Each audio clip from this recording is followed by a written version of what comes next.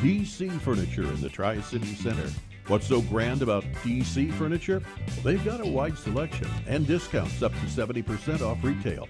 But the best part is they carry furniture for your home, not for some magazine photo. Furniture you can live with. That's what you get at DC Furniture, just off the Alabama exit of Interstate 10 on Industrial Parkway in Redlands. You'll feel at home at DC Furniture. This is Marge Doyle, RN, and I approve this message. As a registered nurse and candidate for Congress, I strongly support everyone having access to health care. Our pristine and irreplaceable public lands, which are directly tied to our economy and thousands of jobs, are not for sale to corporations. I will work to help immigrants find a path to citizenship, more education, vocational school opportunities. Reliable internet will bring new business to our district. Please vote for me, Marge Doyle, for Congress, June 5th. Paid for by Marge Doyle for Congress, 2018. Miss your favorite show? Download the podcast at kCAAradio.com.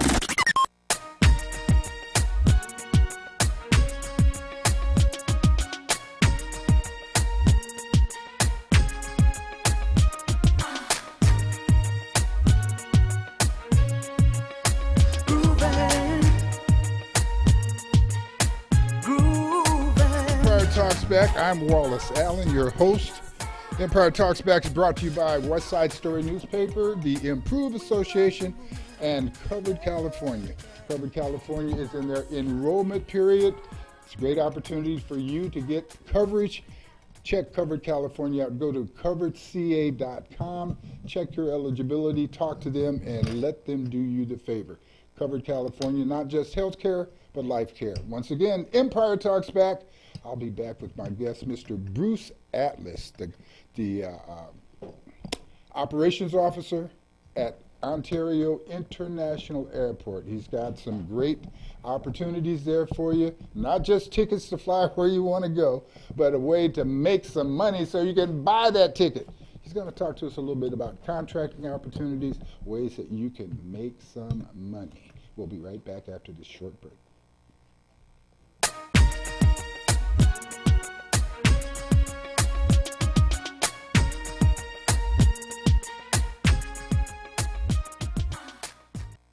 I never planned on losing my job, but we all know life can change in an instant. And losing my family's health insurance was an even tougher pill to swallow.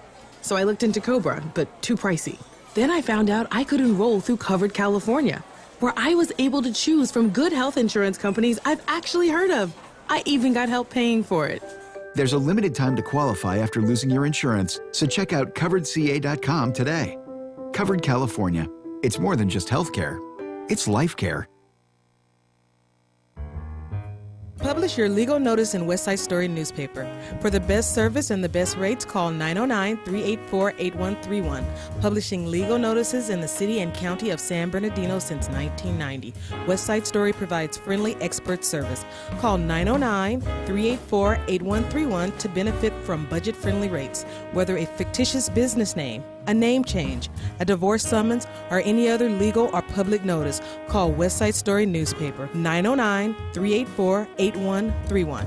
909-384-8131. That's 909-384-8131.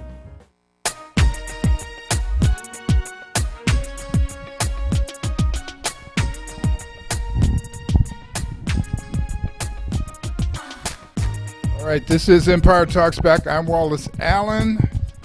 Man, I hope you guys had a great time at the Kaya Fest last year. The young men representing their daddy, Bob Marley, did a great job from what I understand.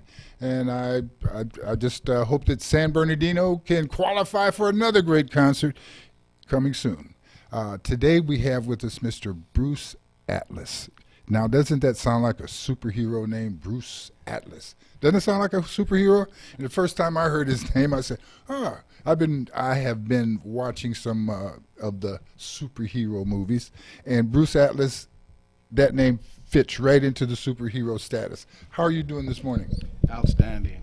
Outstanding. All is well. Very good. Now, in terms of the superhero status, the fact that you're able to help people get money certainly moves you into that direction.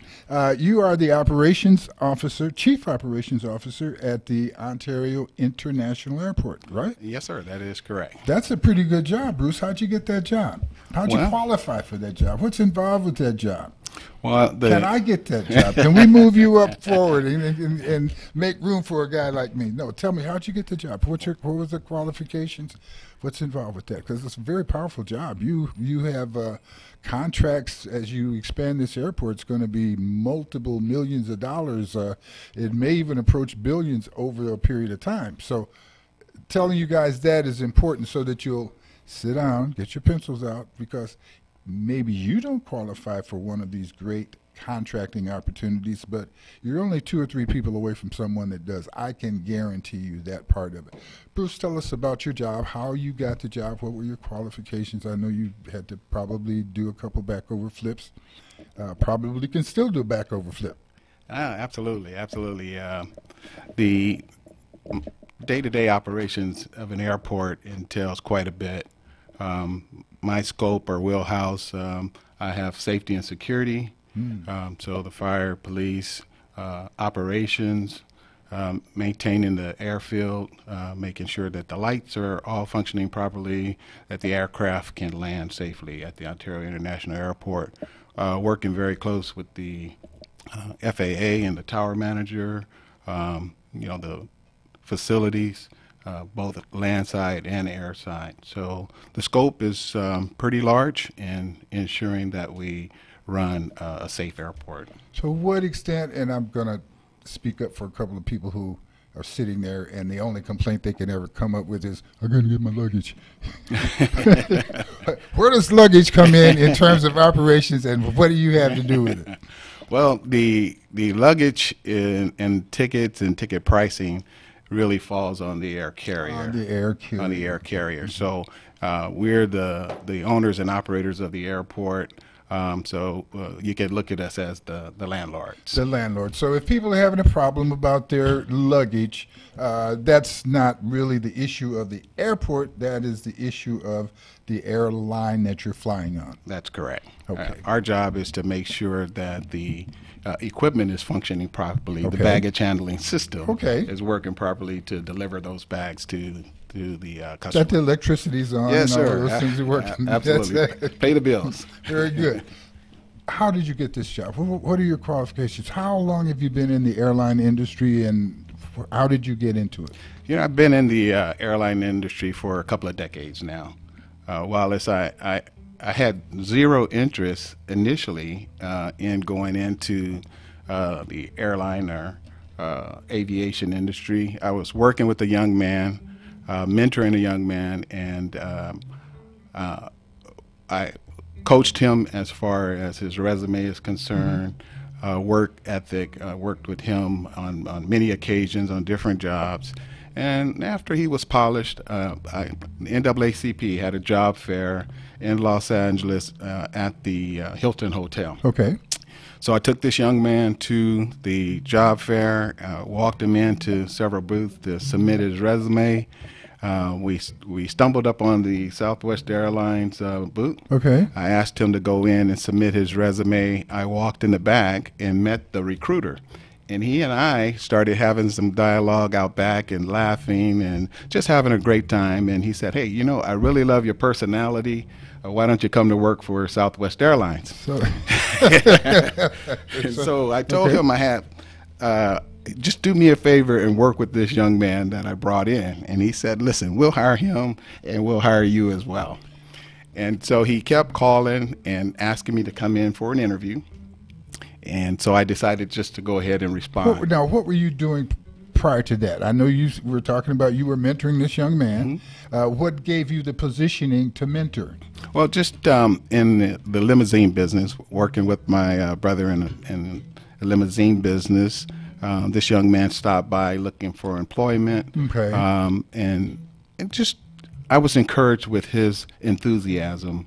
And his willingness to learn. So you were just trying to help him. You Absolutely. were not in the mentoring business. No, you sir. didn't have a sign on the door, come in and I'll help you find work, et cetera, et cetera. That's correct. So you just, out of being nice, okay, I'm going to tell you what it reminds me of. It reminds me of the John Smith story, you know, where the young man came and told his friend to say, you know, I really like that woman. Can you help me write a letter?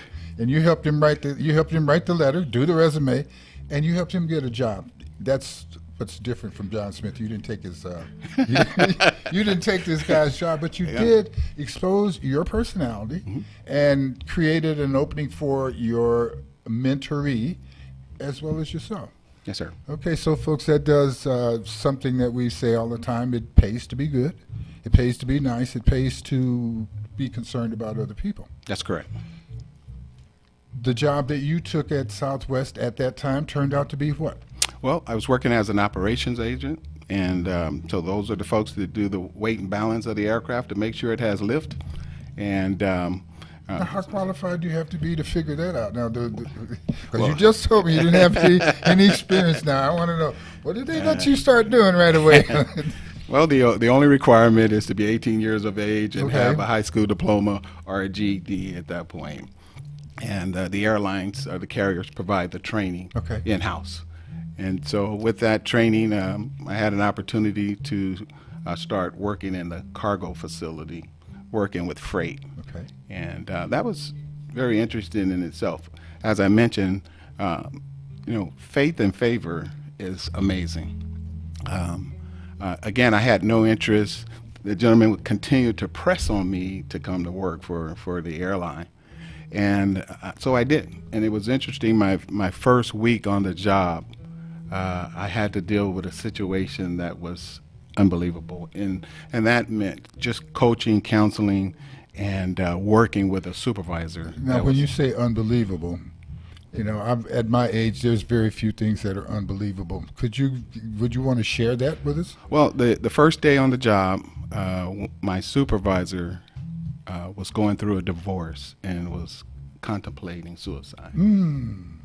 And for the first 2 weeks, my job was witnessing to him and talking to him and sharing with him. And he shared that with you immediately? Absolutely. That's amazing. Yeah. So I know what he thinks your reason for getting that job was, to help straighten his attitude out. Well, that's amazing. Okay, so once again, compassion. Yes. You know, compassion, you know, obedience and trust, it goes a long way. And just sticking with it, working with him led to, you know, to other opportunities. Let's go through the ladder. How did you get to where you are? So you started off in freight. Started off there in cargo, worked in that capacity for about a year. Then went over to the ramp side, started learning the ramp, writing standard operating procedures for various departments. Worked my way up to a ramp supervisor position. We went through a restructure for the mega stations, ended up going into training and employee resources, was promoted to a manager of training and employee resources, worked in that capacity for about a year and a half, 2 years, and then went into the assistant station manager of ramp and operations for the LAX operation. Now, this is Empire Talks Back. I'm Wallace Allen. I'm speaking to Mr. Bruce Atlas, the Chief Operations Officer at Ontario International Airport. He's explaining to us how he moved up the ranks from, I guess, you know, your entry-level position to where he's now basically in charge of, he's in charge of operations at the International Airport in Ontario. And folks here in the Inland Empire, that's our airport. So, you know, he's our #1 employee at the airport, and he's here to take some instructions from you. So you guys want to give a call and ask some questions a little bit later on, that would be great. We're going to take a short break. When we come back, we're going to continue our conversation with Bruce and find out a little bit more about some of the opportunities at the airport, not for Bruce to go forward because he's at a pretty high rank now, but for you. His part of his job is in operations is to be sure that the operations run smoothly and that you have an equitable opportunity to provide goods and services to that airport. So we'll talk to him about that and that procedure as we return. And guess what? Tammy Martin Rouse is here. She just got in. Tammy, let them see you. There she is. See, move over. There she is. See, I wouldn't fool you. There she is. We'll be back right after this break.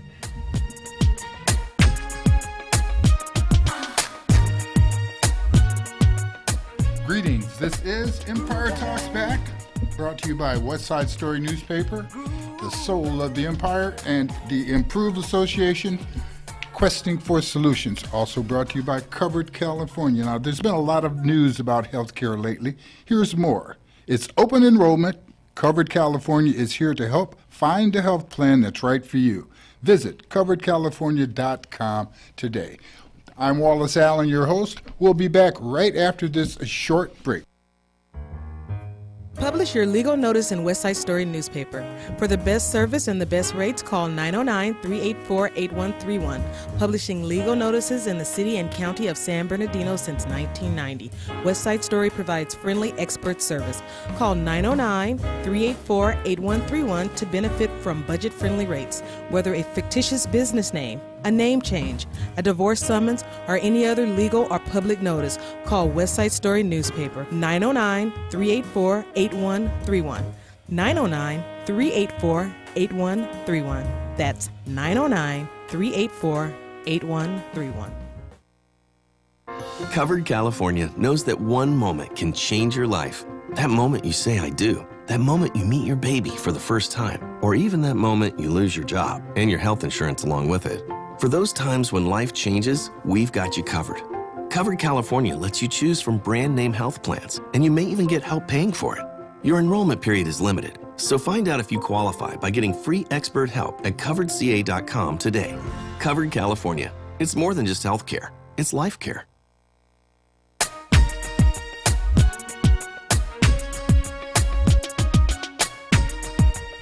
All right, we're back. I'm Wallace Allen. I'm here today. Man, we've got Mr. Bruce Atlas, the Chief Operations Officer from the Ontario International Airport. He just described to us how he has been hardworking, very compassionate person, and his compassion has taken him a long ways, being good to other people, paying attention, and I guess playing a little hard to get has helped a little bit too, because he got his job by going in to see if he could help someone else. So that put him a little bit above the fray. So he wasn't, right there asking for a job, but he happened to be talking to the recruiter who was very impressed with him, and the recruiter bugged him a little bit, and I guess, Bruce, you played the fish correctly. You didn't reel him in right away, and you didn't throw him away right away, but you made him feel like it was his victory. Absolutely. Do you do that on purpose and conscious, or is that just the way you are? No, that's just the way it was. Okay, at that time. There was no plan? There was no plan. I was satisfied with the job that I had, and in fact... what kind of job did you have at that time? I was a general manager for first-class limousine service. Right, the limousine work against. And the pay was great. In fact, I had to take a pay cut, and taking the pay cut, I couldn't figure that out. I couldn't make that work. But you gotta, if you're in the world of athletics, if you're jumping, you have to slow down and go down before you can speed up and get up. That's correct. That's what they call gathering yourself. So that's what you've been able to do. When did you get your job as Chief Operations Officer? How long ago has that been? So after retiring with Southwest Airlines. Wait a minute. Slow down. Back up. Southwest Airlines, that's right. Now, so you were at Southwest and you're making progress at Southwest. Tell us about your Southwest Airlines experience. How far did you go there? What are we looking at? So after... how much money did I give to you? You're buying a lot of Southwest. That's good. So after working in Los Angeles for 7 years, I lived in Riverside County, so commuting to L.A. every day was certainly a strain on me. And, Bill's character. Yeah, absolutely, absolutely. And 400,000 miles on my car. You had a good car. What kind of car were you driving? 400,000 miles. A Volvo? A Lincoln Town Car. Lincoln Town Car. Okay. All right. So stopped by the station in Ontario, spoke with the station manager there, and asked if she had any plans on transferring to another city, and she said no. She enjoyed working at Ontario. And so I thought at that point it's time to submit my letter of resignation. What was your position at Southwest at that time? I was the assistant station manager at Los Angeles. And what does that Southwest. mean? Well, it's the general manager. I was the assistant general manager for the airline. For the airline. Much like you are the chief operations officer now for the airport. Correct. Okay. And so with that, I spoke to her maybe in September. I got notice in February that she was going to transfer to a different station, different location. So, put in my request in to transfer to Ontario. He didn't even worry about where she was going. he just noticed there was going to be a vacancy. Opportunity. That's right. Opportunity. Hop for that up. That's right. The opportunity was available, and so I took advantage of that opportunity, and was transferred over to Ontario International Airport as the station manager or general manager there at Ontario for Southwest Airlines. Okay, and how long did you keep that position? So 13 years in Ontario. So you know that airport pretty well. Yes, sir. I would say so. Okay, Absolutely. so that certainly was a good selling point. Yes, sir. And received a phone call from the CEO that was appointed for Ontario International Airport, and he said, "I'd like to have a conversation with you about being the first chief operating officer for the Ontario International Airport." And so we had lunch and just had some conversation, and I accepted the position. Wallace, here's what I want to say. When you got that call, let's like be real, okay? What was going through your mind? Did you do the double dutch dance before you went to lunch? Because he did like this. Yeah, I got the call, and then Yeah, he did make it seem like he was very Denzel-like on that one. No biggie. It was done, because you know what me and you would be doing, right? But still, I'm wondering how he's standing still now. You know what I'm saying? We would have had a party, a barbecue, vegan one, and then we would have done all this other stuff, right? At that time, I probably would have had a rib. So I want to know the truth. Like, what was going through his mind? Did he pinch himself 3 times? I think she's right. That's a big jump. And let's say this. The Ontario Airport had just received its freedom from the Los Angeles World Airport that was in charge of the Ontario Airport for up until this year, right? It's just been... Yeah, at that time, it was still pending. Okay. I was... to answer your question, I was actually planning on retiring and relocating out of state. And so when the opportunity came available, I had a conversation with my wife, and so we decided it would be a great opportunity to be a part of transitioning the airport, and then seeing the airport really revitalized and playing a part in bringing the aircraft, our air service back to Ontario, building the airport up and the air service to the level that it could, the potential that is there. Because for many years the airport was neglected and air service had diminished. And so I thought this is perfect time, it's almost like the perfect storm. The growth for all these people out there who say, well, why would the airport be neglected? Well, it's the LA airport, though it was in charge of the Ontario airport, did not have a mother-father kind of relationship. It wasn't, the LA was not trying to build Ontario up. It was just kind of using it on the side as far as we out here could tell. Our prices for flying were more expensive in Ontario initially than it would be to go to LA. But obviously, if I've got to drive past Ontario, go another 55 miles to the LA airport, there's something else to be considered there.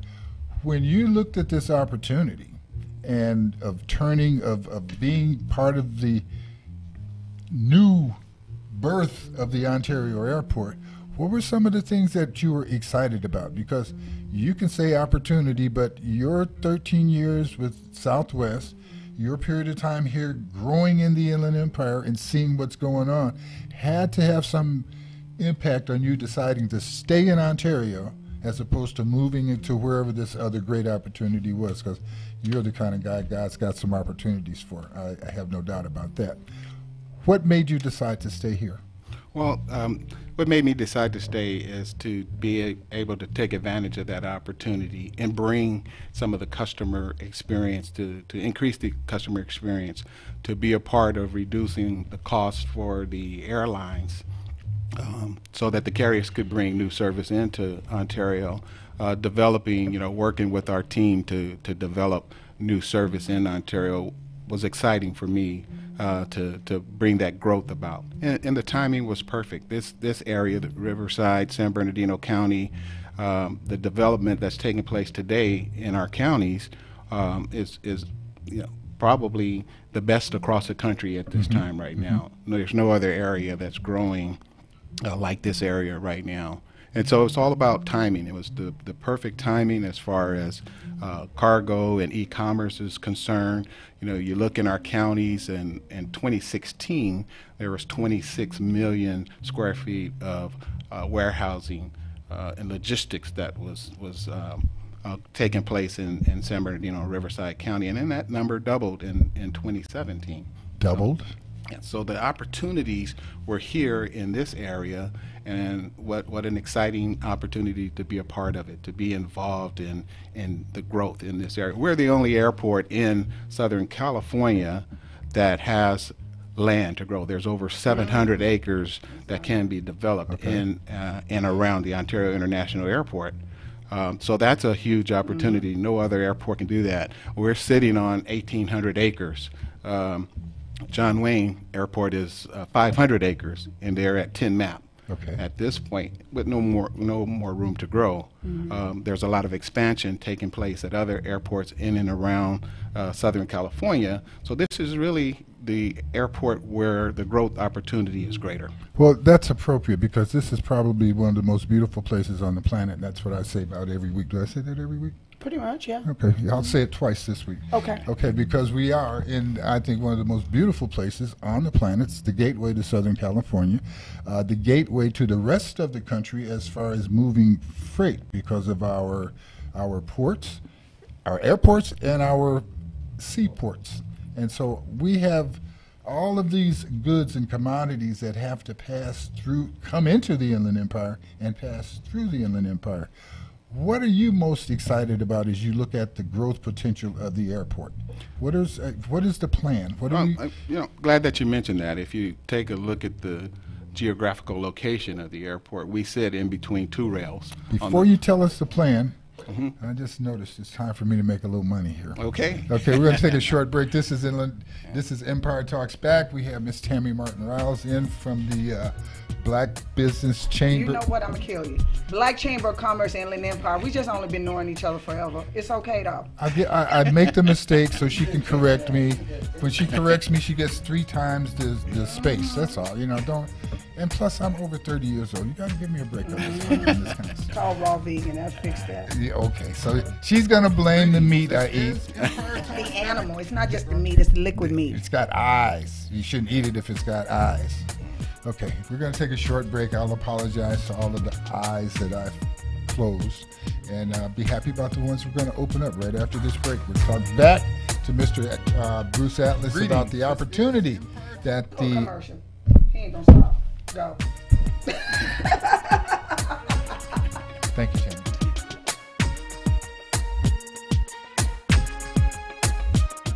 The Redlands Police Officers Foundation is holding their 2018 charity golf tournament on Monday, May 14th at Tuckwit Canyon. This tournament will benefit the RPOF's work for youth and the Boys and Girls Club. Check-in is at 8 and 4-person scramble starts at 10. The Morongo Golf Club at Tuckwit is on Champion Drive in Beaumont. Want to pre-register? Call 909-557-6605.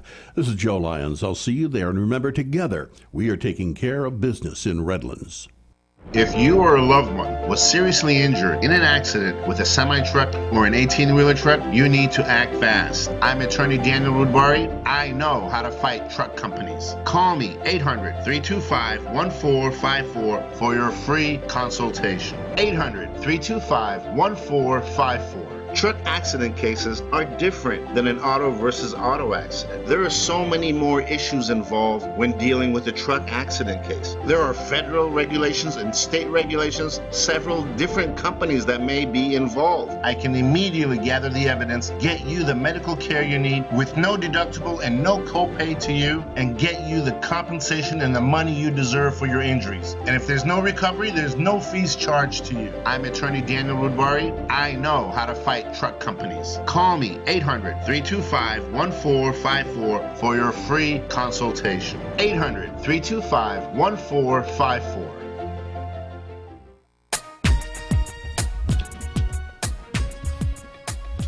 This is Empire Talks Back. I'm Wallace Allen. We're speaking with Mr. Bruce Atlas, the Chief Operations Officer for the Ontario International Airport. He is the original operations officer for the Ontario Airport, as it has just recently come from under the palm of the Los Angeles Airport, and it's moving independently and aggressively so. And you've got tremendous room to grow. What are some of the things you are looking forward to doing as you grow now, Bruce? Well, there are several different projects underway. When we look at the opportunities in and around the Ontario International Airport, there's over $1 billion in projects. That's a B. With a B, that will take place as we look at our 5, 10, 15, 20-year vision and plans for the airport. We have the area that's east of Haven, we call or refer to as the boot property. You know, there's the west side of Grove, and also in and around the airport. So much property they got to nickname it. Yeah. The South 40, Air 40. But that's amazing. So, yeah, go ahead. I'm sorry. And so just recently we had the northwest quadrant of the airport that we're looking at some development and expansion there with one of our cargo carriers, and so there's a lot of what our CEO refers to as standing rubble. Some of the old buildings from World War II on the south side of the airport that are not being used at this time. You know, there's opportunities to go in and clear that property and develop that property to generate more revenue that will aid in reducing the costs for our carriers. And so as we bring the costs down to operate at the Ontario International Airport, that's what's going to help to bring more service in and hopefully drive that cost down on the airline tickets. Now, it is an international airport. That's correct. People coming in. I think we're doing business with China now. That's correct. Where are some of the other international flights taking place out of Ontario? No, we're happy to have China Airlines on board as a partner and providing service to Taipei. We're excited that they took that up to a daily service. Initially, when they made the announcement, it was for 4 times a week, but before they started service, they increased it to 7 days a week. And so that's exciting for us. We're working diligently with them and all of our carriers, really providing the support necessary to look at increasing business in Ontario. Ontario International Airport has one of the largest runways west of the Mississippi. Okay. So in Southern California, where our runway can accommodate anything flying today and for the next 5 years. Speaking back about your places that you're internationally flying to, I understand we're doing Mexico City.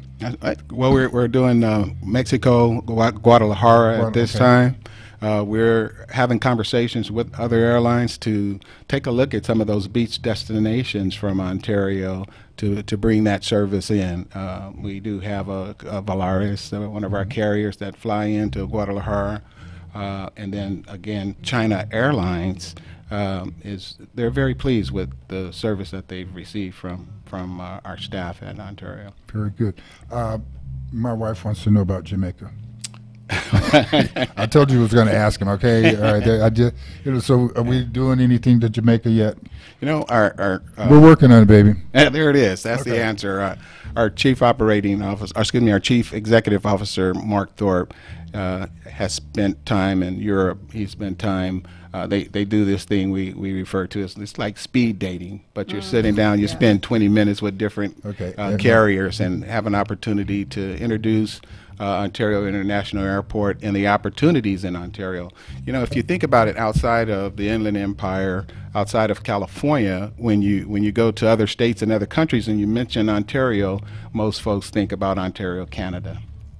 And so we are really investing in marketing ourselves as the gateway to Southern California. Very good. You were making a presentation at the Black Chamber of Commerce Inland Empire Business Mixer. See, I could only say it once now because she was so correct.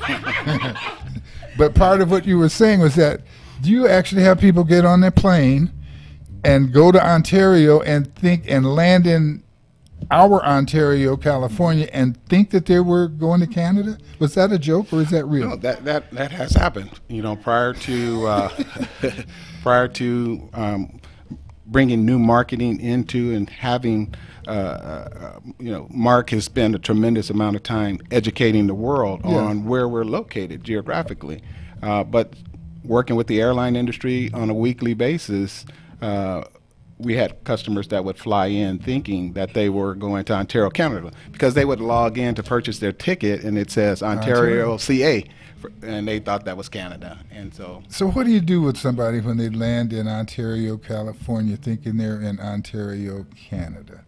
What is the service? What do you do for I'm laughing, but it's something that I would think, as an operations officer, if it happened once, you've got to figure out a plan for what happens the second time. Well, again, that falls back on the carrier. And so the carriers have a procedure in place that they work with those customers to assist them to make it to their destination or back to their originating. Okay. So I guess they would have to be concerned, too, to see, well, now, did this person really think they were going to Canada? Or are they trying to use this situation to visit in California and Canada? I don't know. It's something to worry about. I'll let the airline worry about that. The Inland Empire's growth. As I heard you again talk about the development, expansion of the airport, everything that you talked about adding to the general area of the airport was not an airport facility. I heard you talk about restaurants. I heard you talk about even hotels, things of that sort. So how much are we looking at being able to do on the grounds of the airport with those 1,500 acres, as opposed to bringing people in and they have to go off campus to take care of their business? I suppose there's going to be a plus and a minus in all of these. If I'm a hotel, I don't know if I want you opening up a hotel. If I'm a restaurant, I don't know if I want you opening up a restaurant. But if I'm a passenger, I'm looking for convenience, and that convenience is what's going to make me come back and plant more money into this city over a period of time. So we have to kind of go along with what have to go along to get along. Sure, absolutely. And one of the things we took a look at as being the new owners and operators was bringing in some new concessions to the airport. You know, the concessions that were in existence before had been well overdue for a change. And so we worked with the concessionaires there at the airport. And as you know, just yesterday, we opened Rock and Brews in Terminal 4. Okay. And so we're excited about that. Hang on a second. Tell me, what is that? No, it sounds like a restaurant / type of bar. This is my big question. Is it? Is it? It is. Okay. Thank you. That means more exciting places to go to. I'm not a drinker or anything, but I do like to sit around and have fun. I'd like to be able to get into those places without having to fly out of town. You know, so I'm just a suggestion that as you expand and put more restaurants and stuff in, try to make those things available for people who are not flying, so we can stop in and But most restaurants, they do have them on the outside, and I mean, I go to a lot of airports, and there are places on the outside, but also we need places on the inside too for people who don't want to go back through baggage Oh, change. I'm understanding. I'm just wondering Yes. if we're not in the 9/11. You know, we made a big change on 9/11. Yes. And some of us are wondering, you know, were all of those changes effective? Many of them were not. They still are in place. The long line for security just doesn't seem to be practical to me in terms of the progress that we've made on observation, on being able to check somebody's background and all of those things. Do you sense any change coming soon on how we go through security or how we process people from the gate into the gate? Yeah, well, my recommendation would be to sign up for pre-check or global entry. If you're an international traveler, sign up for global entry and you automatically get the pre-check. But if you're doing domestic travel, it would benefit you to sign up for pre-check because that allows you to get through the security process much faster. To your concern about the restaurants, we're looking at local flair, or local flavor. So bringing in the Rock and Brews, there's one in Rancho Cucamonga. Okay. The restaurant is there, so you can experience the Rock and Brews, and if it's one of your favorite spots, we have it there in Terminal 4. Einstein Bagels is very popular around the country, and so we opened up Einstein's Bagels last week in Terminal 4. We're looking to open Wahoo Tacos again. And some vegan places. Tammy, that's right. Vegan, vegetarian. She doesn't like that stuff that looks back at her while she's eating. Absolutely. I'm sure you can get a vegetarian taco there at Wahoo's when it comes. But certainly a week ago we opened Wolfgang Puck's W Pizza. Yes. Yeah. And they do have the vegetarian pizzas. So a lot of opportunity coming to the airport. Keep your eyes open and be prepared for some new and exciting things in the terminals. I've been teasing you on these opportunities, folks. Believe me, right after this break, we are going to talk about some of the contracting and some of they're going to continue because you just said it. You're looking for good vendors. You're looking for restaurant vendors. What other type of vendors? Maybe you can get a little list of what might be available for people, and we'll talk about it right after this break. See how quick I went into that break, Yes. Kim? I didn't Well, spend we a ain't lot of in time. yet. Are we in? Yeah. Gone through. Okay. There we go. See, now we in. I never planned on losing my job, but we all know life can change in an instant. And losing my family's health insurance was an even tougher pill to swallow. So I looked into Cobra, but too pricey. Then I found out I could enroll through Covered California, where I was able to choose from good health insurance companies I've actually heard of. I even got help paying for it. There's a limited time to qualify after losing your insurance, so check out CoveredCA.com today. Covered California. It's more than just health care. It's life care. Publish your legal notice in West Side Story newspaper. For the best service and the best rates, call 909-384-8131. Publishing legal notices in the city and county of San Bernardino since 1990. West Side Story provides friendly expert service. Call 909-384-8131 to benefit from budget-friendly rates. Whether a fictitious business name, a name change, a divorce summons, or any other legal or public notice, call West Side Story newspaper 909-384-8131. 909-384-8131. That's 909-384-8131.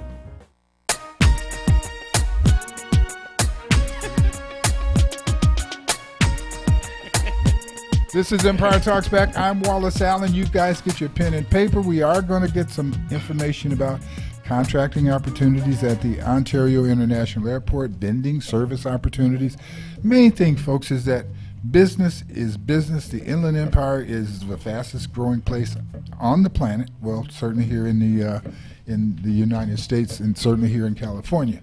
To be part of that means you need to be awake every morning and wake up to the beauty, wake up to the opportunity, and let the stuff that made you sad when you went to bed, let it stay asleep. Don't wake that stuff up with you. There's opportunity. We're going to share some of that with you right now. Or we're going to take the break. Did we take the break already? We're back. Okay. We're back. Okay, Bruce, talk to us a little bit about some of the growth opportunities, some of the things that procedures that people will need to go through to participate. Sure, absolutely. As we move forward, as I mentioned earlier, we have a 5-year, 10-year, 15-year, 20-year vision and a plan as we go in and develop the airport.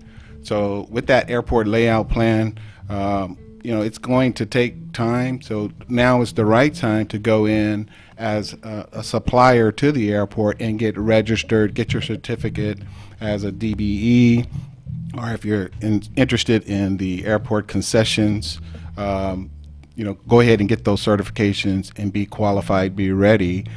Because as contractors come in to provide those services for the airport, to work on those projects, we have a requirement of 13% for DBE. And so a lot of the contractors... as we talk about the billions of dollars. Correct. That 13% of that minimum is supposed to go to local minority disadvantaged businesses, if possible. That's correct. And the if possible is where the gray area comes in. Those of us who've been in business since this type of requirement has been around realize that just because it's an opportunity doesn't mean that it will land in your hands and in your pocket. The way to do this is, as Mr. Atlas is saying, you need to get certified. Part of that certification is done by the state of California, Caltrans.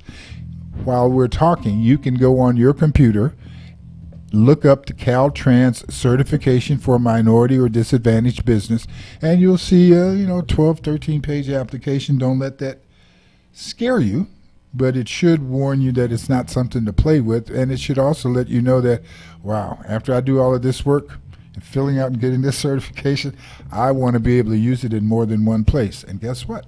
You can. That certification opens up many doors for you at the state level, at the businesses that get money from the federal government and that get money from the state. Have a requirement to open their door and listen to you and give you an opportunity to be part of their operation. But you've got to know what to do and you've got to know what to say. And it's not easy, but if it were easy, then there wouldn't be an opportunity.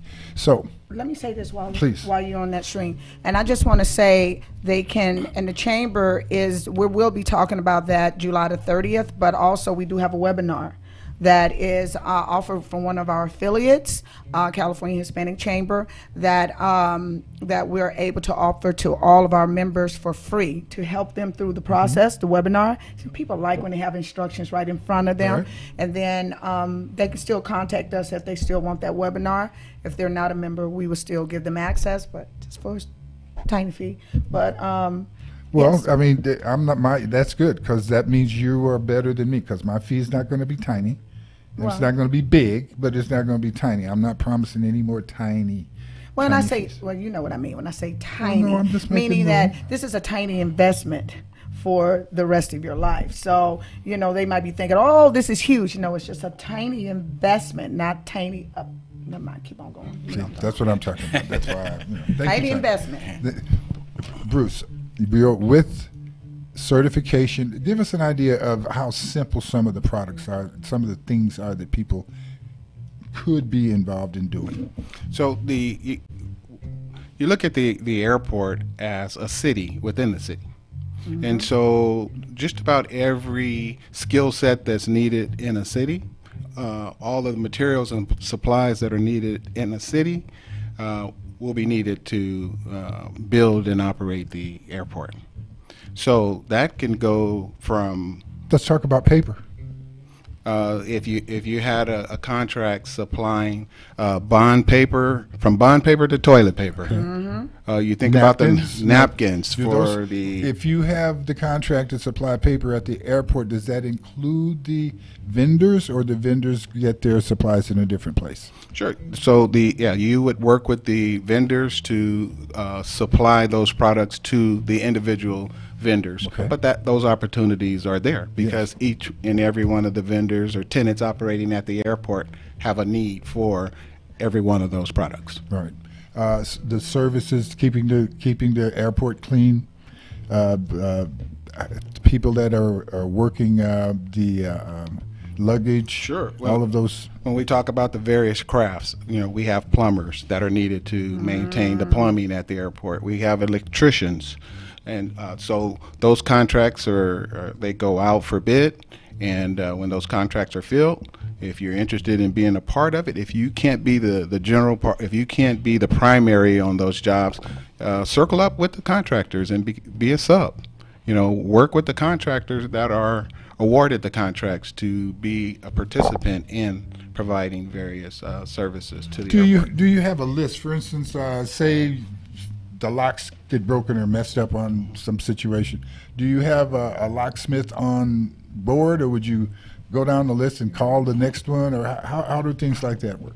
We do have a locksmith that we work with that's part of one of the contracts. Okay. And so working with those contractors, going on to our website at www.flyontario.com, take a look at the various contractors that we're working with as the airport authority, and reach out to those contractors and see what opportunities are available and when those contracts come open to bid. So the people who are currently contracting with you now are listed on your website? Correct.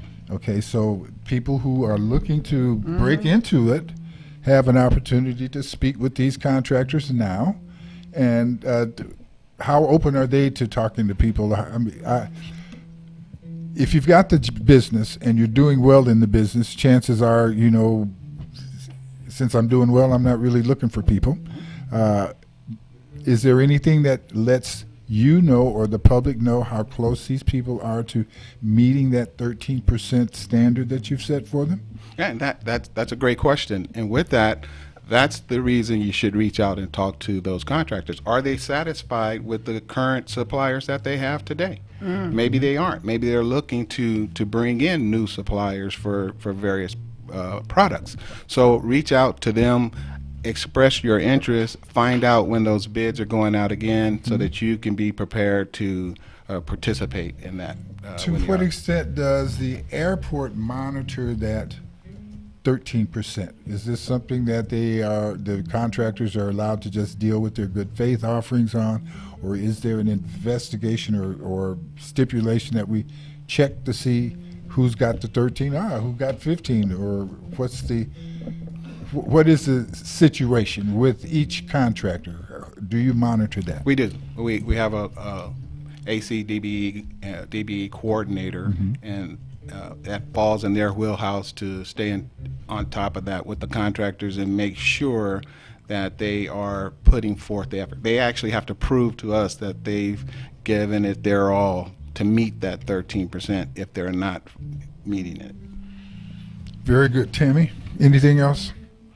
I mean, as we talk about your chamber members, often as we look at these opportunities, we find that, wow, I don't have a big contractor. Because as you talk about buildings and prime contractors, what does a prime contractor look like in terms of a sub? And are we able to supply prime contractors? Okay, I think here's a problem with when you get a lot of contracts. There's a lot of people will sit back and say, oh, that's a great opportunity, that's a great opportunity. But when you're talking about a small business, we have to go back and we have to look at, we got a certain amount of time, but we have to look at the fact that many of them cannot sustain themselves on not getting paid for a certain period of time. So you can look at a big contract, and there's a lot of big bids out there, but a lot of them do not have really deep pockets. For example, they have to have employees. They have to have certain people work for them, which means that, they got to pay these people. But when you're looking at contracts, sometimes there's a 30-day, there are a 60-day, payout. So a lot of people cannot sustain that type of business. So I'm thinking that this is a little different because it's the airport that will be basically paying their services, and they're right there in-house. So when you talk about the contracts, I have to go back to the businesses and what their issues are. So we're out there applying for them. Yeah, I think most of the time if we've got a good contract, if I've got a purchase order, I can go figure out a way to get that money. There are many factors out there. But see, that's easier said than done when you have those employees looking at your face. Yeah, we have a great board of commissioners. Yes. The president of our board is Mr. Alan Wabner. For the county of San Bernardino, Mr. Kirk Hackman's on our board of commission, and so they really are interested in the community, yes, and making sure that the community is successful. So it's a big push, yes, and we're really concerned about the small business owner as well. Mm-hmm. You know what? When we have contracts or agreements or suppliers that are small businesses, our CFO ensures that they get paid as soon as possible, because we realize that they may need those funds to take care of their working capital, yes, or to move along. So, okay. Yeah. I definitely will. Get him to come on the show.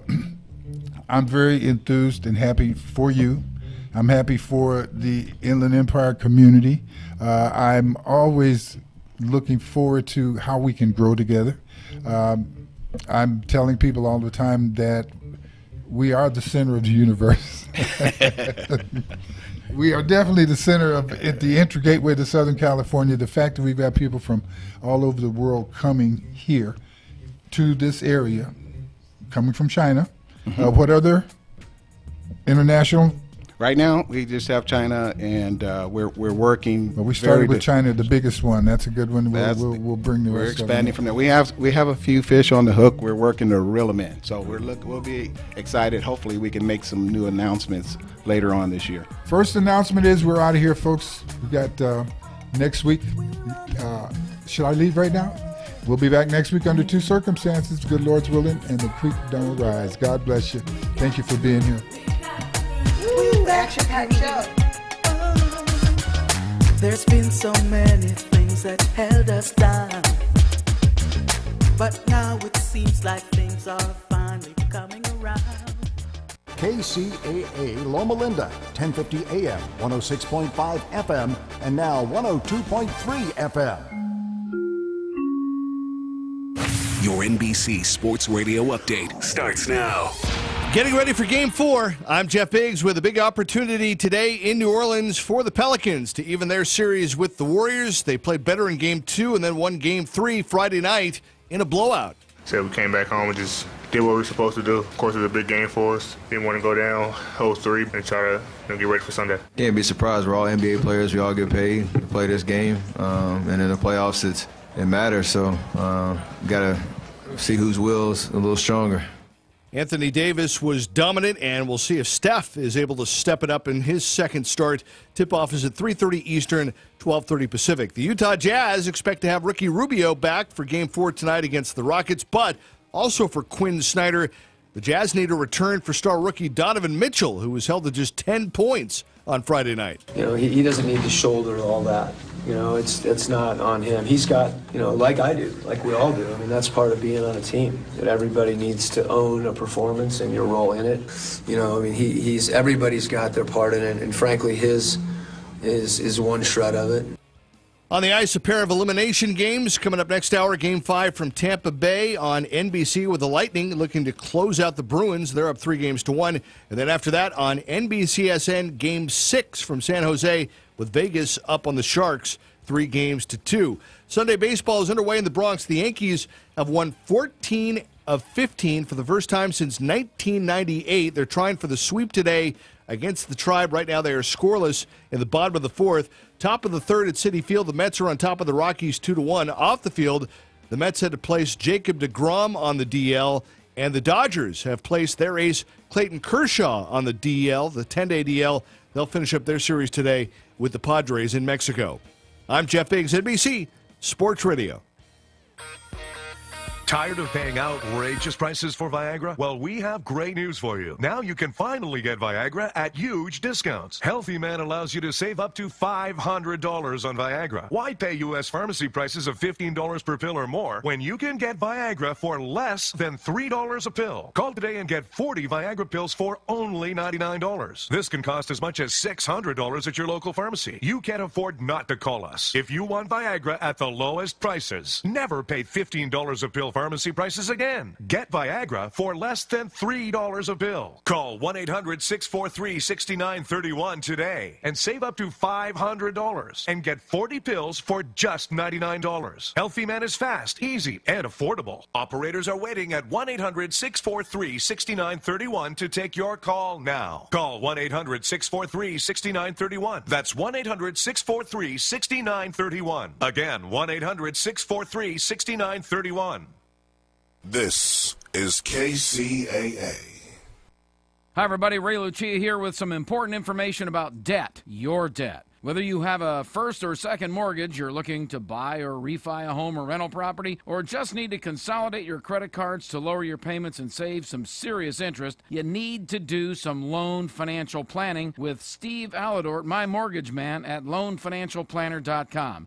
Now, Steve's not your garden variety mortgage broker. He actually spends time evaluating how you can use the current super competitive interest rates to pay off your mortgage early. Purchase a rental property, improve your cash flow, upgrade to your dream home, or even help your kids or grandkids get into a house. That's what loan financial planning is all about.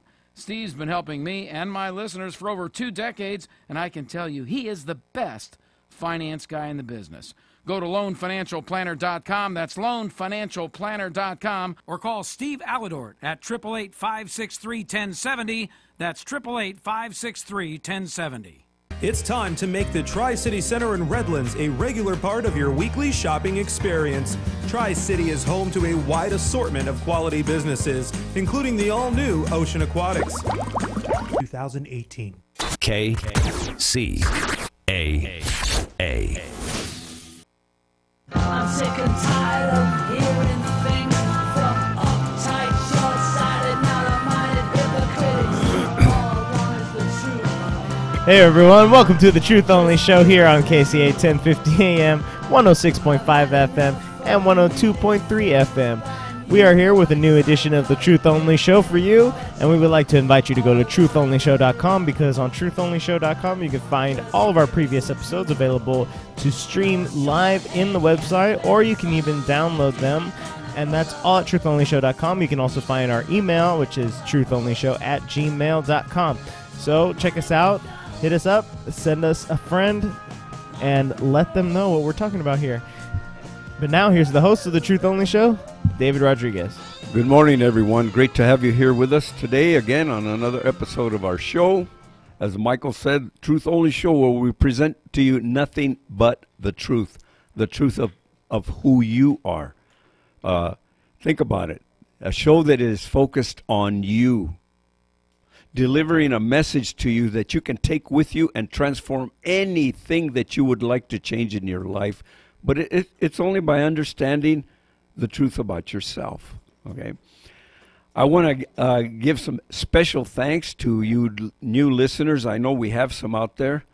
There's been some people that have been communicating with us, letting us know that they're going to be listening in, that they're very interested in transforming things in their lives. They would like to bring some change in their lives. So I want special thanks to you and to all you listeners. But before we get started here with our message, I want to give thanks to the people that make this show possible also. Is our engineer, Mr. Joe Pagano. Thank you very much, Joe. And our webmaster, Mr. Joel Strouser. And my co-host and producer, Michael. Okay. Just to give you a little idea of, for all you new listeners out there, to what we're about here, what we teach here, what we talk about. We talk about, this show is about you, as I said earlier. This show is about you. It is about your own true nature. And you know, if there's one very important thing that you understand about your own nature, that you know, you are so close. I mean, you are very, very close to living a wonderful life. Being able to live the type of life that you would love to live. You know, most people don't realize that they are so close to it. I mean, all it is making a little slight shift in the way you think about life, in the way you think about yourself, in the way what you believe about yourself. It is just a minor shift. It is nothing great. We're not trying to give you something that is beyond comprehension. We're giving you something that is very simple, just a little shift in your thinking process. And that's what we're doing every single week, giving you a different idea every single week, so maybe you can get something from it. You know, I think we all learn in a different way. We all need to hear something different. That's why we throw out all these different principles at you, so maybe you won't get something this week, but if you continue to listen, I'm sure that we're going to give you something that you can use, something that will help you move on to that beautiful life that I said you are so close to experiencing. You are not very far off. Okay. Well, our topic today is the power of suggestion. You know, suggestions that are going into your mind, they are actually a hidden power. There's a power there that many people don't even realize exists. The power of suggestion. You know, you can produce great results from this power. Suggestion, we're going to get into that a little later, how you can use it as a power to change things in your life. But first, you have to become aware that it even exists. The power of suggestion. It does exist. It is for real. And, it's perfectly natural. There's really nothing unnatural about it. It is part of our nature. That you have in your mind, which we have a subconscious mind. And in our subconscious is picking up messages all the time. It is always picking up messages. Wherever they come from, the subconscious is taking them in. Now, so it all depends where those suggestions are coming from. Makes a big difference, because it is a power, but it is a power that can be used against you and you don't even know it. It can be a power that can be in your favor.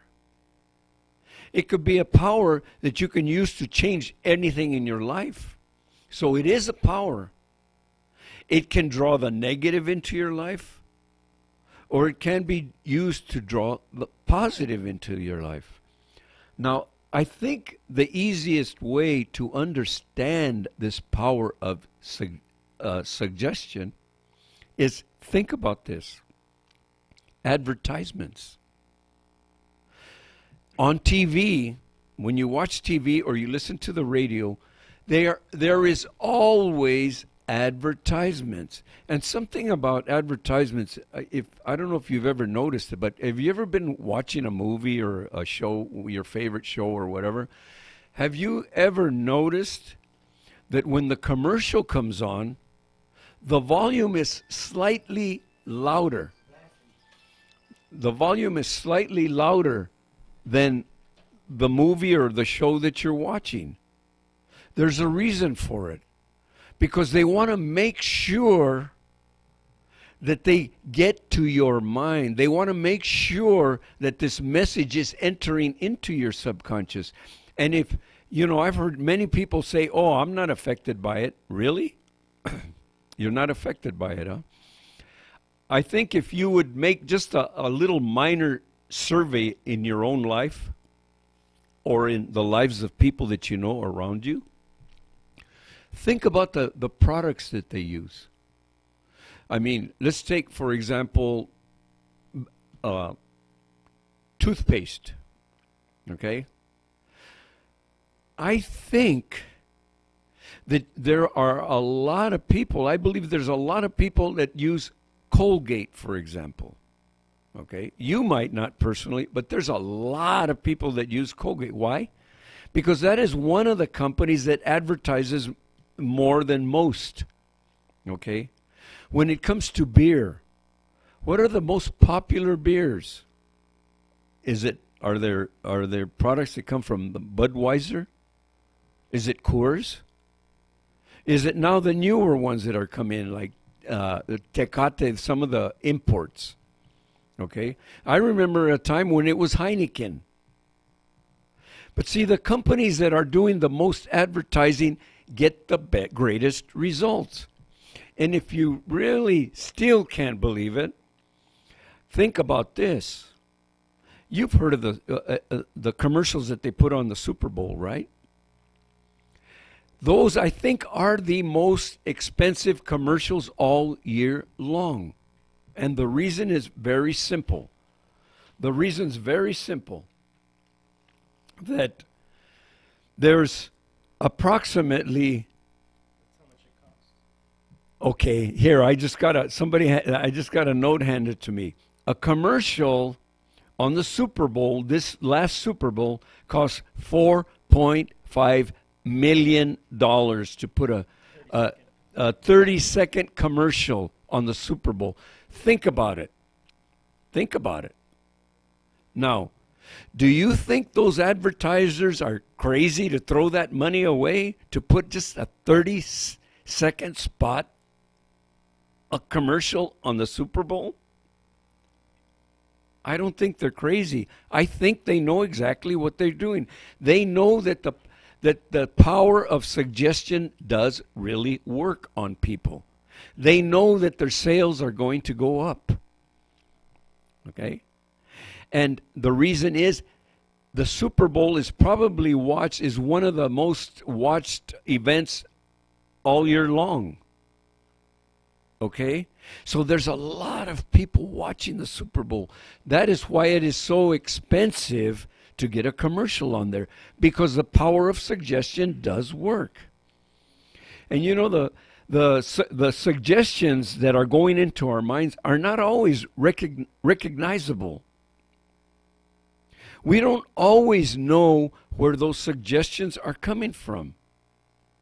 We don't know that. We don't even realize that. Okay? Some of those suggestions that are coming into our minds can be very useful. But some of the suggestions can have a devastating effect, and we don't even realize what is happening to us. But as I said earlier, it's just part of our nature. That's the way our mind works. The more we hear something, the more we begin to believe it.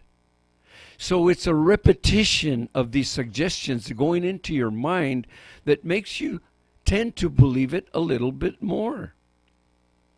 I mean, it's pretty obvious with TV programs. There are some TV programs that bombard you with a certain type of information. And if you think about it, you've probably been influenced by it. I think most of us have. Because we don't realize that we're only believing what somebody else is putting into our minds. And it's a power which can be used positively or negatively. And I can tell you for a fact, most of the time, it has a negative effect on you. A lot of the beliefs that many people have taken on are false beliefs. But these beliefs appear to be true. They appear to be real because as long as your mind is accepting them, as long as you keep allowing those suggestions going into your mind, you will be you will begin to believe it,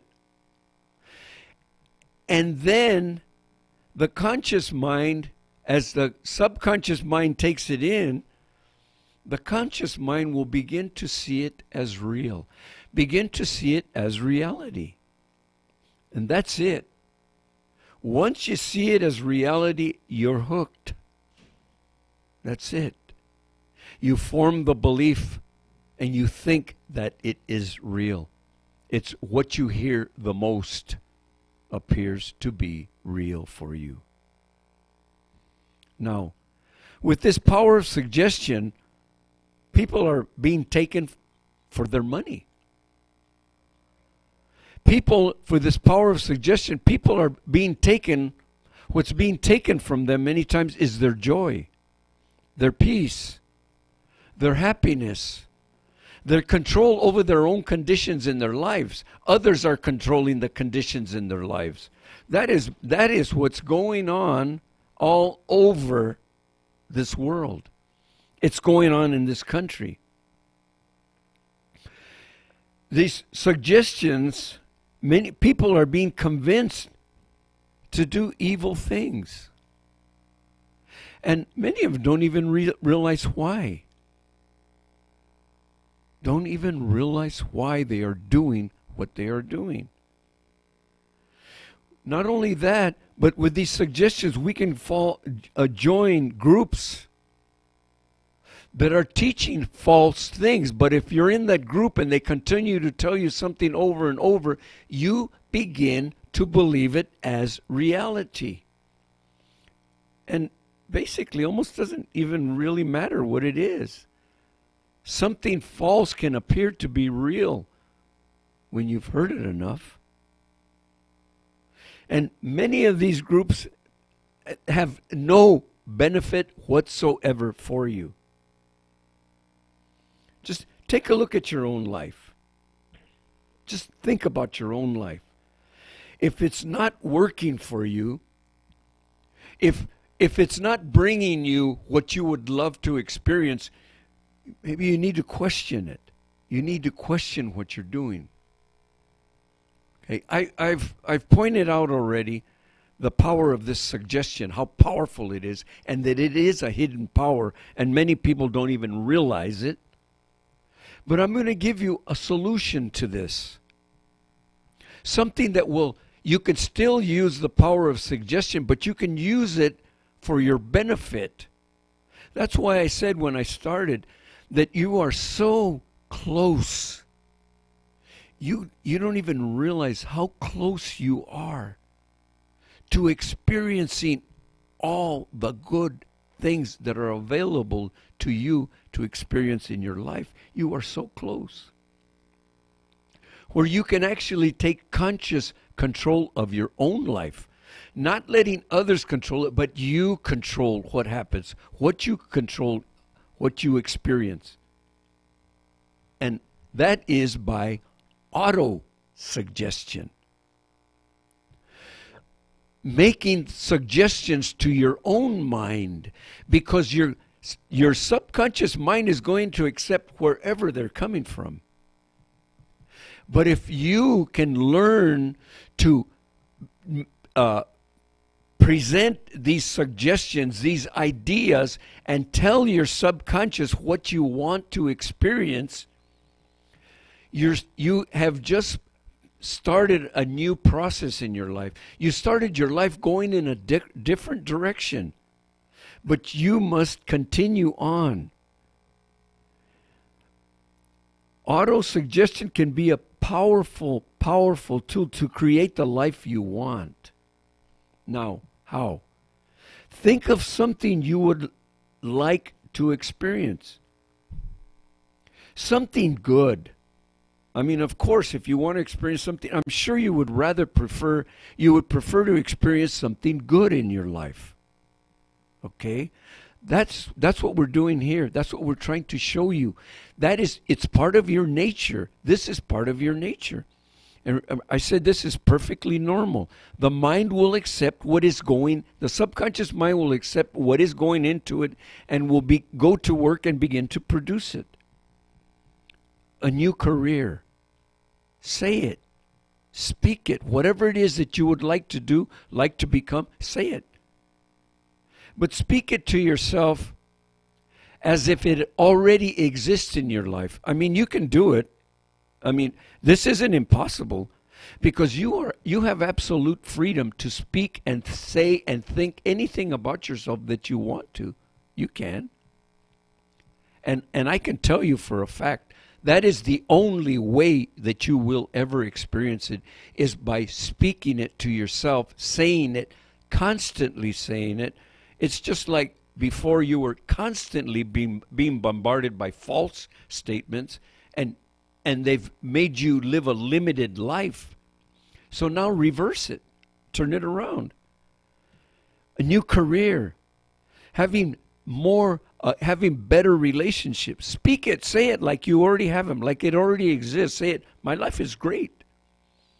I experience nothing but good in my life. See, that's auto-suggestion. I'm telling my subconscious of who I am now, not who I used to be, not the beliefs that I used to have, but my new beliefs that I'm going to form about myself. I have to speak them and say it. More joy, more peace, more abundance. Say it as if you already have it now. My life is peaceful. It's beautiful. Things are fantastic in my life. Everything is great. I am intelligence. I am creative.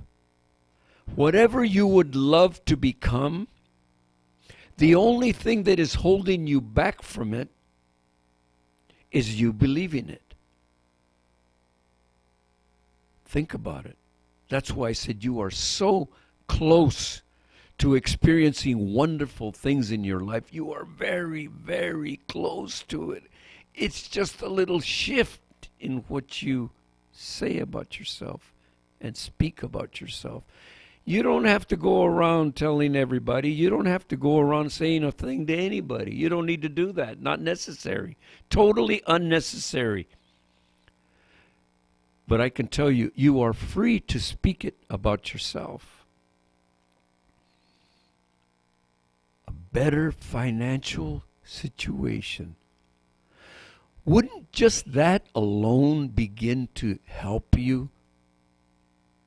Wouldn't just that alone begin to help you change a few things in your life? Bring a little bit of relief for things in your life? Say it. My life is great. Money flows easily and effortlessly into my life. I have said that to people and they find it very difficult to believe. Well, here's the problem. As long as you can find it difficult to believe, you will never experience it. I'm going to repeat that. As long as you find it difficult to believe that your life is financially secure,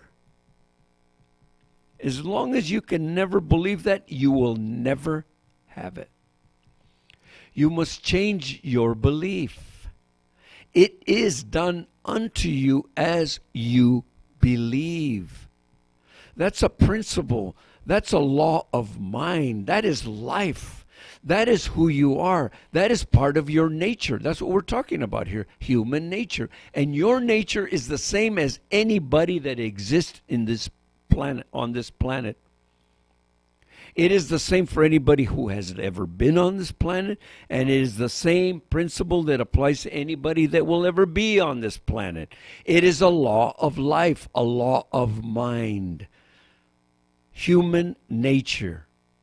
Speak it, say it.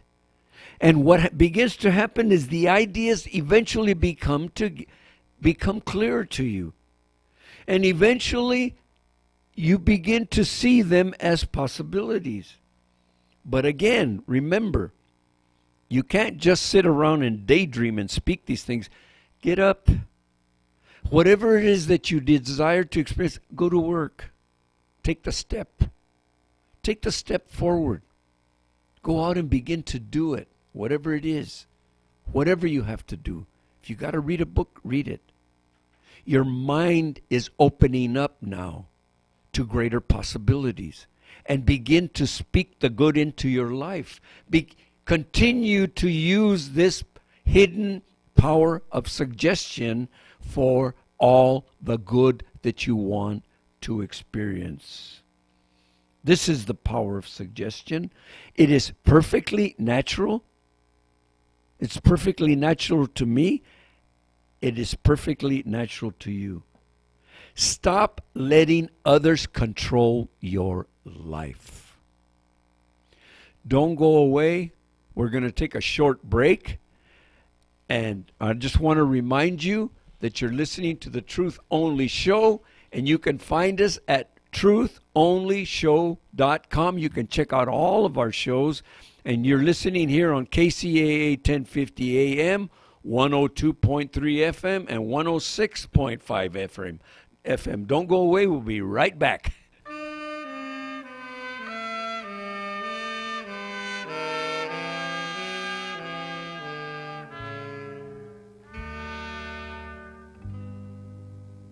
Oh, she may be weary.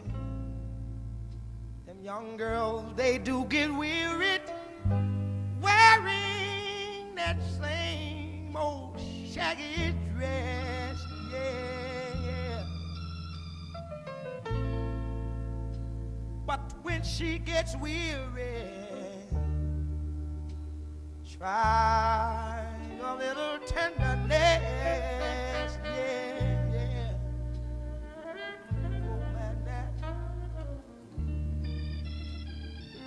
man, you know she's waiting, just anticipating for things that she'll never, never, never, never possess. Yeah, yeah. But while she's there waiting, and without them, try a little tenderness. That's all you gotta do.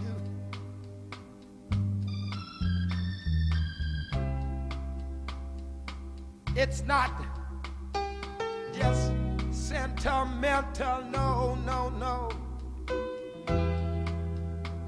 She has her grief and care, yeah, yeah, yeah. But the soft words, they are spoke so gentle, yeah. It makes it easier to bear, yeah. You won't regret it, no, no. Young girls, they don't forget it. Love is their home, happiness, yeah. But it's all so easy. All you gotta do is try.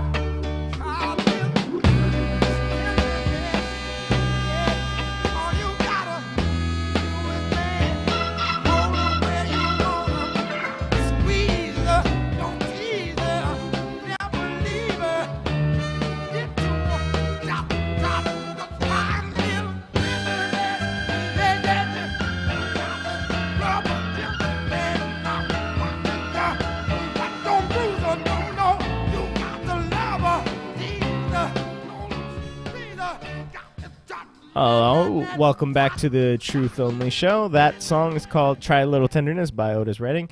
And we're here talking about the power of suggestion, and I believe we have a listener on the line. Okay, yes, want to take a minute. We have a caller from San Francisco. David, can we hear you, David? Indeed you can. I was listening to that with interest. The whole issue of subliminal advertising is one of the dangers that I've seen, and you're probably familiar with the fact that the media has been consolidated and monopolized over the decades. And I used to sell advertising. Yeah. And as you probably know, fear is a great motivator in advertising. Right. Even selling lipsticks and shirts and brand new cars, they, make you afraid that you'll never get love unless you buy their product. Right. And so this whole idea that people need to be confident in their lives so that they don't get tricked into buying random junk. Yeah. Had you ever sold advertising or worked with, some of those? Is that how you came about, the direction of your show? No, David. I've never done any type of sales or any type of advertisement or anything. It's just something that I have dedicated myself to learning this power of suggestion, because it comes at it from all different places. And I really appreciate you calling in, and I appreciate your comments and all that, and I'm glad to have you as a listener. Well, the reason I asked, I got out of advertising once I realized how unhealthy it was. Yeah. And one of the things that scared me the most, I've run into people. Everybody knows some schizophrenics in their lives, and apparently there's a large percentage of schizophrenics who basically are listening to voices that tell them to do strange things. And when advertisers know this, and they go out of their way to basically trick people into buying their product using schizophrenia as a technique. Yeah. So, for example, I was looking at a Wonder Bread truck driving by one day, and you know how the zeros on the Olympics are kind of overlapped. The Wonder Bread company had taken the O's in good and overlapped them in such a way that it looked like Wonder Bread is God bread. Yeah. And when you think about a schizophrenic I think you're looking at that Wonder Bread truck a little too close, man.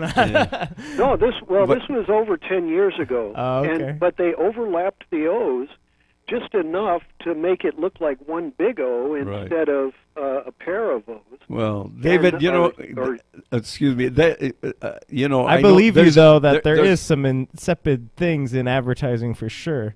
There's a lot of things going on, but we're talking here about all kinds besides just advertisement, all kinds of suggestions going to people's minds, and it isn't a hidden power. And we really appreciate you calling in. Thank you very much, David. But we have a lot of information to cover. But I really, really appreciate you, and thank you for calling in. All right, no trouble. Thank you for your comments. Thank you, David. Yeah, well, I think there definitely is truth in that, and that one area that they always do cigarette advertising.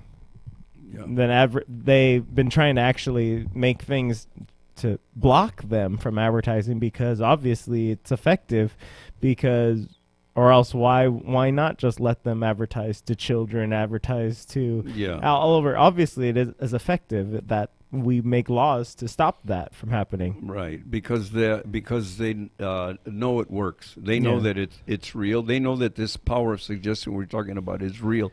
But I think most people can understand this power of suggestion when it comes to advertisements, but let's get off of that for a little bit. But I'm referring to things that control people in their lives in many other ways. For example, like I said earlier, people join organizations and groups that aren't leading them in any good direction. They're leading them a lot of times in some negative and really bad concepts and ideas.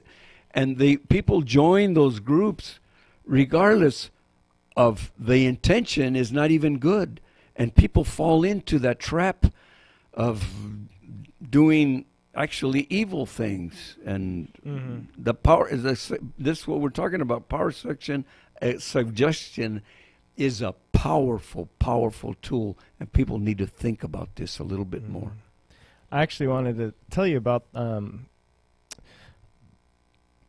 there's a book out there. It's or several books by an author. His name's Alan Carr, and he's got a whole thing where he's helping people quit smoking, drinking, doing different kinds of drugs, gambling, and it's called Alan Carr's Easy Way.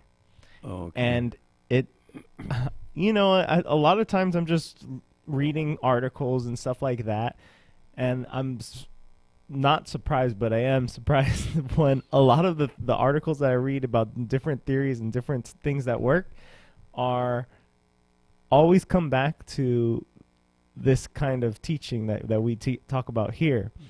Like The Power of Habit, that book about habit and how you develop them and stuff, is big way of that AA was keeping people to be successful, was that the belief that it was going to work. Yes. That was the key point.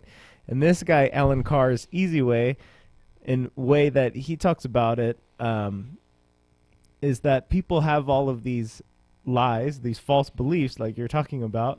Like, for example, with smoking, they say, this is exactly what he says, his theory, is that the smoking, you know, they say it makes you relaxed.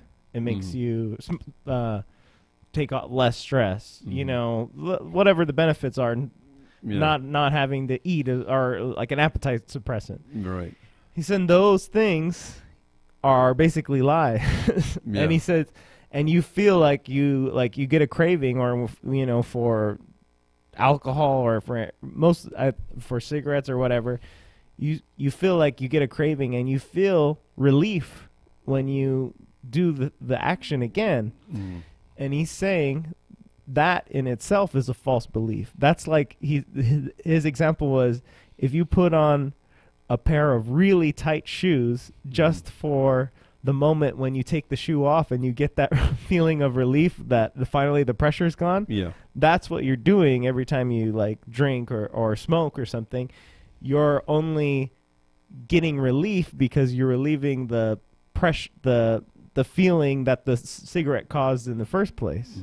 So it's a cycle that you're going through. But people trick themselves into believing that, oh, this makes me feel better. Right. And that's the false belief. And the way that he says to get rid of it is you have to believe that this is not really benefiting you. Believe that you don't really want to smoke or you don't really want to drink, that this does nothing for you. This is not really a good thing. There's really no good benefits to it. Actually, there's the negative benefits. And I mean, the negative things.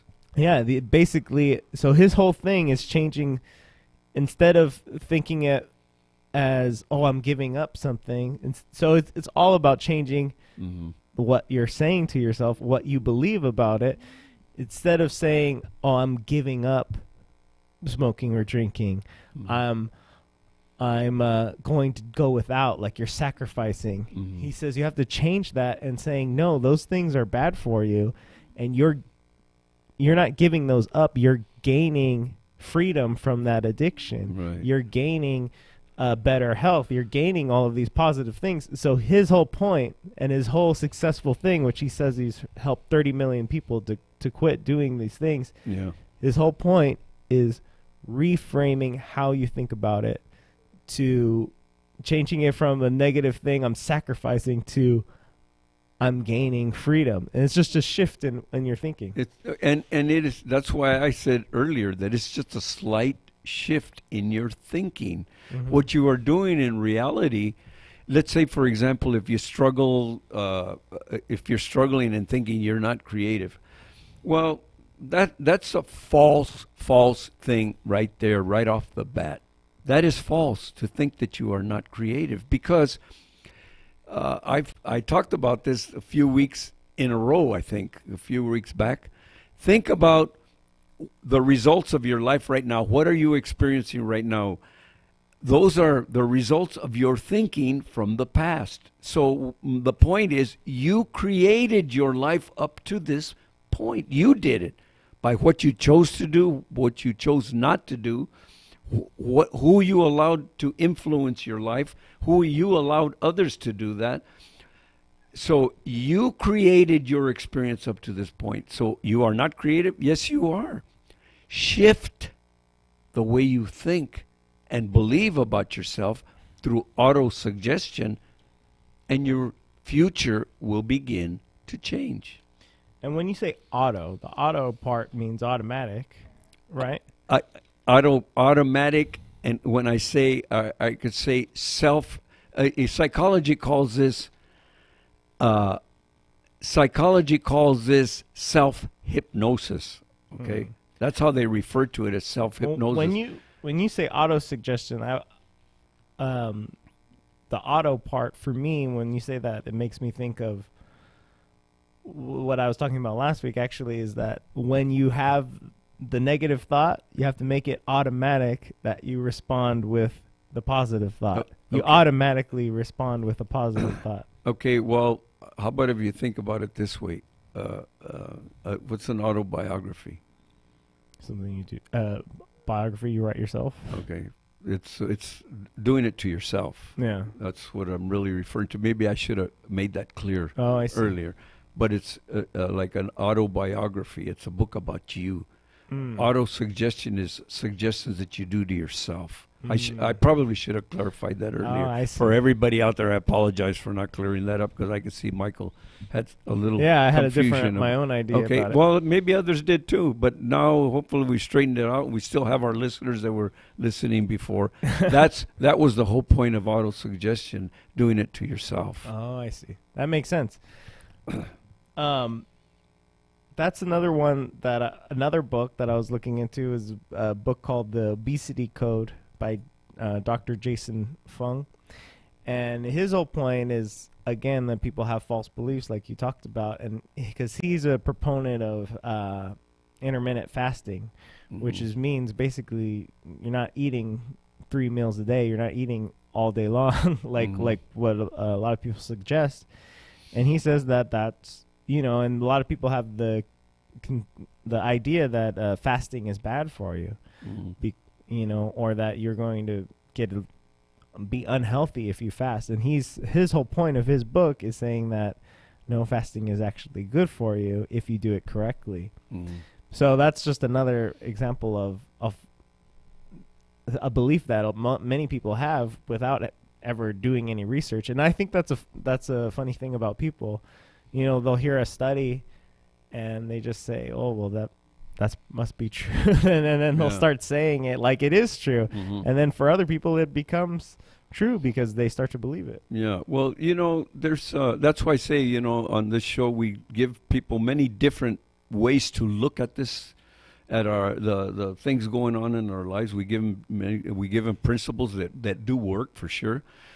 Here's one way that I learned something about that. In other words, a belief that I took on, and I know for me that it's a good one. Some of you might not think that it'll work, but if for those of you who can really take this to heart, this is what I believe. My mind is far superior to my body. My mind controls my body, so I tell my body what's going to go into it. I decide what is going to go into it. I decide what kind of food and I do that every day. Today, I decide I'm going to have this and this and this. Some days I decide I'm going to eat something that's probably not all that great for me. But today I'm going to have it. But tomorrow I'm not.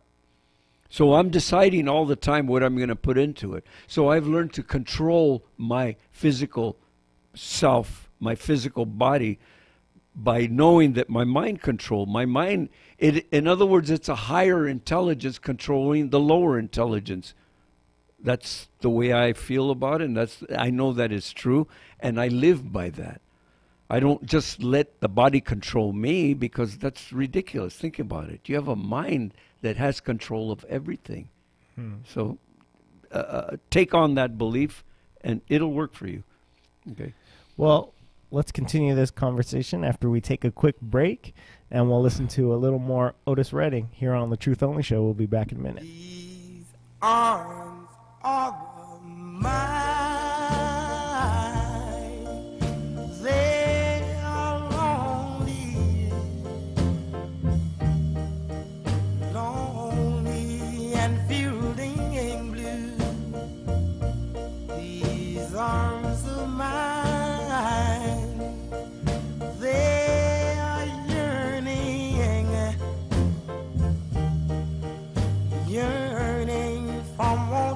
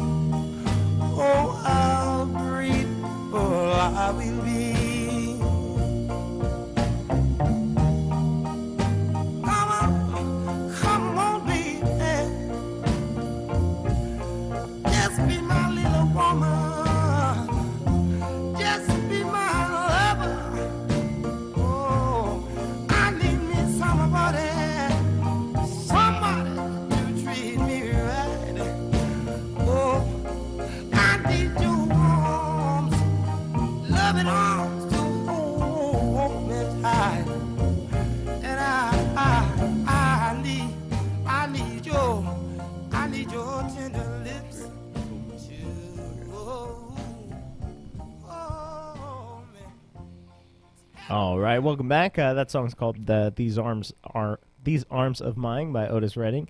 You're listening to the Truth Only Show. We're talking about the power of suggestion, and you had just told me something during the break about you've had people ask you that they say they like what you're talking about, and they're very interested in it, but they have a problem. What was that? So many people, they would like to change their lives, and they're interested, like Michael said, in what we teach and everything. But they come right out and say, I can't change. I can't change. And they tell me, what do I have to do? And I told them, number one, the very first thing you got to do is stop saying, I can't. You know how powerful that suggestion is to your own mind when you say, I can't? That is a powerful auto-suggestion. That is a suggestion that is going right into your subconscious mind and is going to hold you back forever. And I mean forever, because you will never move on by saying, I can't. That's simple. Step number one. Especially saying something like, I can't change. That's a big thing to be saying you can't do something about. Yeah. Because if you're saying, I can't run fast, whatever, big deal. But if you're saying I can't change, that's one of the most important things that you need to be able to do. Right. And, I've had people tell me, oh, I'd love to play an instrument, but I can't play. And I mean, I can prove that for a fact. Get the guitar and have somebody teach you where to put your fingers and how to strum on it. And if you do that every day faithfully, you will learn. That is the truth about you. You will learn. As long as you do the work, you will learn. So there is no such thing as I can't. That is a false statement. It is a false belief. That's what we're talking about here. Continue to say I can't, and you never will. But begin to change your belief. That's what we're talking about here, changing your belief. And it is a slight shift. Say, I can. And go get one and find somebody to teach you and be faithful to putting the time at it, and you can and you will. It's that simple. That is reality. The other is a false reality, a false belief that you can't. I mean, I said this a long time ago. I went to see the concert with Tony Melendez that plays guitar with his feet and does concerts. He does them with his feet. You look him up online and you'll see him actually playing guitar with his feet. Video of him playing for the Pope. Yeah, playing for the Pope. So don't ever say I can't. I mean, I think the thing that when you were talking about right now that hit me is that the suggestion part is important, but what matters even just as much, equally, is what you're talking about is like, yeah, you can do it. You just have to spend every day doing it and work really hard. So that I think I want you to talk about like the hard work is a big factor in all of what you're talking about. Well, yes, because when you say you can't, well, I can tell you for a fact that everybody that's doing it, and the greater they are at it is because they put more time into it. That's a fact. That is reality. They put more time into it than somebody that just kind of plays a little bit. They put less time. The person that puts more dedicated time to it is better than the one that puts less time.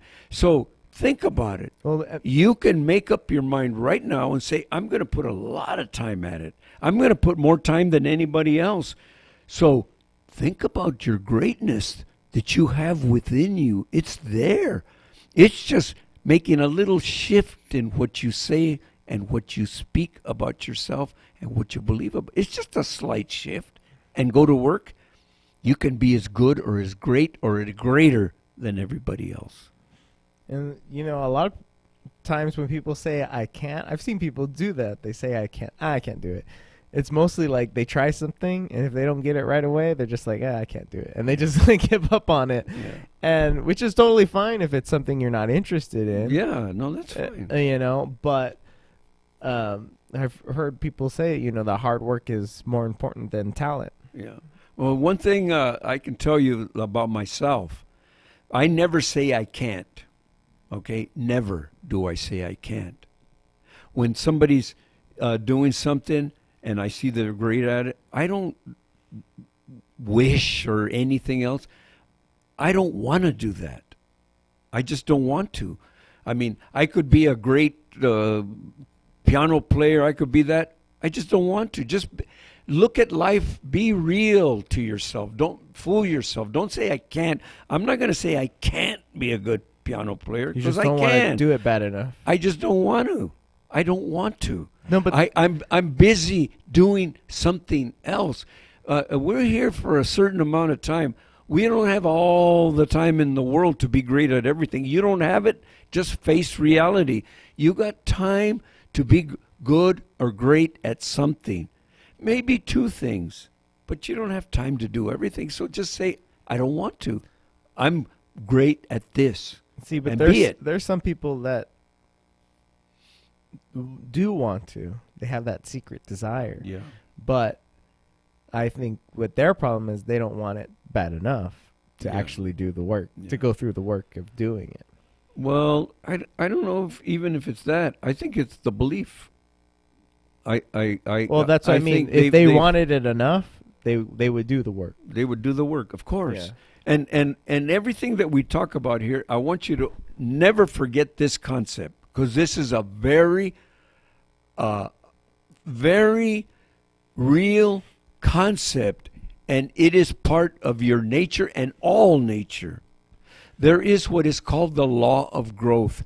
When you can understand that, when you can understand the law of growth and you get it clear in your mind, you can understand you can do anything, but you have to grow in it.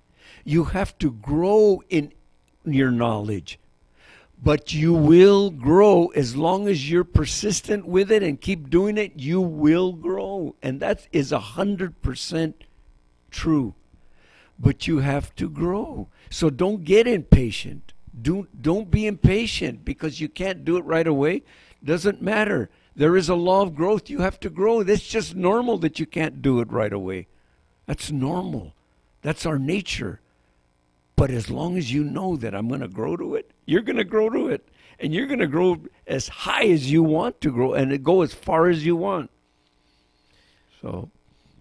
Well, that's about the end of our conversation for today, but we would like to remind you to go to truthonlyshow.com, because on truthonlyshow.com you can find our previous episodes and ways to get in contact with us. Most importantly, truthonlyshow@gmail.com. And so send a friend and tell them about our show. Okay, and I also want to remind you about something that is very important to all of you, but very important to me. I want to remind you that if you know anyone that experiences anything, any types of problems with your heart, whether you have a fast heartbeat, slow heartbeat, irregular heartbeat, experiencing any types of dizziness, problems related to that, I highly, highly recommend the brilliant Dr. Duong. Okay, he's an electrophysiologist. Most of us are not familiar. I know I was never familiar with an electrophysiologist. I always thought I had to go to a cardiologist. But no, that's not true. They're more advanced in the details and the new technologies of the heart. Electrophysiologist. I highly recommend this one. Dr. Duong. His number is 877-773-8664. That's 877-773-8664. Highly, highly recommend him. Okay. Thank you very much for being with us today on another episode. I want to remind you, you're listening to David Paul Band. Go to davidpaulmusic.com. Check out the calendar for a fantastic night of entertainment. And you can check out my band at thebellcityplayers.com and the Bell City Players on Instagram and Facebook and all of that. You will not be disappointed. Thank you for being with us, and go and tell a friend about our show. Come on, do someone a favor. Thank you very much for being with us, and we will see you next week.